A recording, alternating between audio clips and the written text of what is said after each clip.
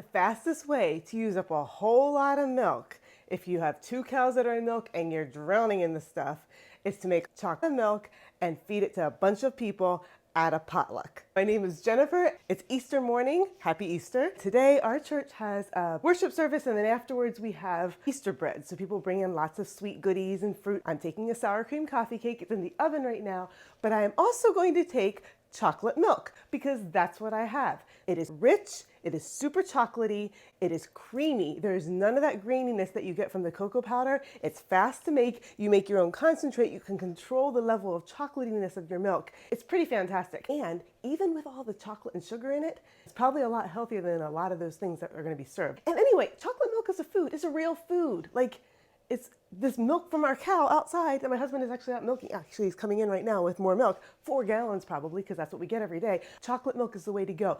Feed a whole bunch of people, knock it out, they chug it down, done. I've only got a few minutes to get this done, so let's knock this out. Say good morning, honey. Good morning, honey. 1.5, it's a little bit more than 2 gallons. I'm gonna make a quadruple batch.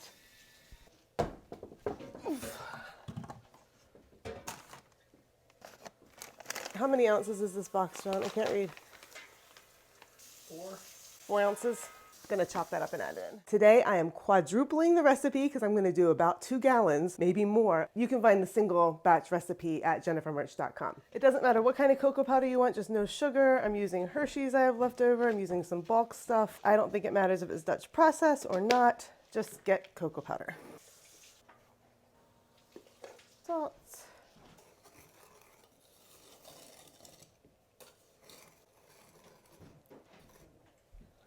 So now, if I added this to my chocolate milk right away, it is still gritty, grainy. Like, it's all, like, it's not smooth. You want a smooth, you want to get all that chocolate stuff dissolved, all the sugar dissolved. And the way to do that is by boiling it.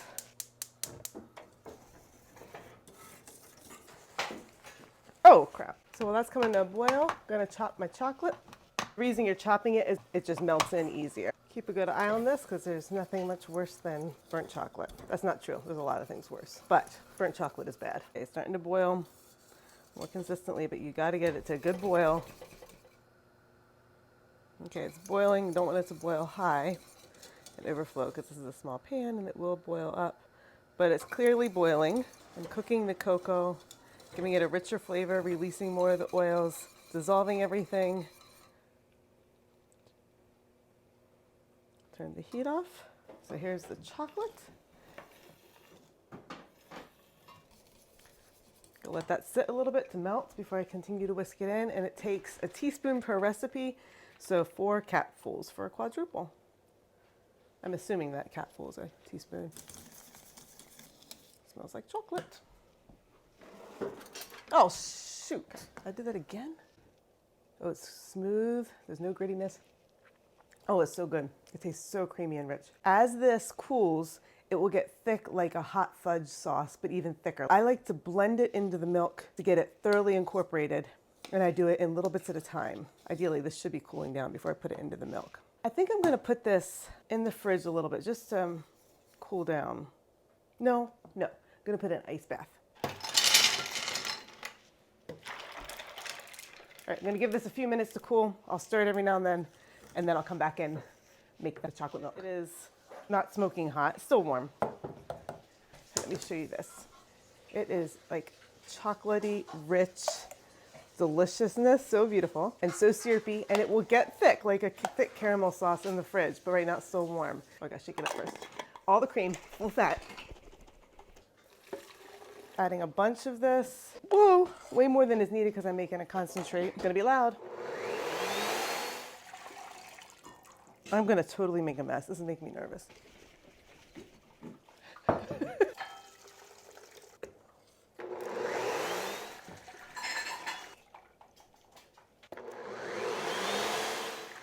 a little bit more in here to just clean out the blender. That's what it's like right now. It's concentrate. I'm gonna add in the rest of this milk. So here you go, chocolate. It tastes delicious. It's creamy and chocolatey and rich and delicious. Here's the milk. I'm gonna stick it into the jars, and it is going to be frothier looking and paler in color. when you first put it in because it's been mixed up. As it sits in the fridge, after an hour or two, it starts to get a little bit darker looking, like the air, I guess, goes out from being whipped, obviously. The other thing that happens is that as it sits in the fridge, you will see it gets like the layer of chocolate goes on the bottom of the jar, so it kind of settles. So just before you drink it, shake it. It's actually not that sweet.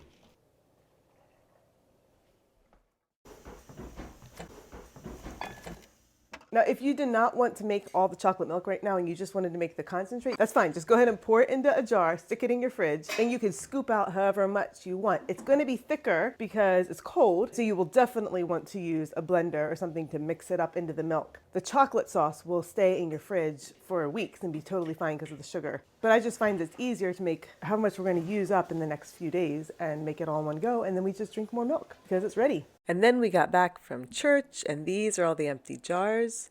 And this is all the milk that was left over. I think they loved it.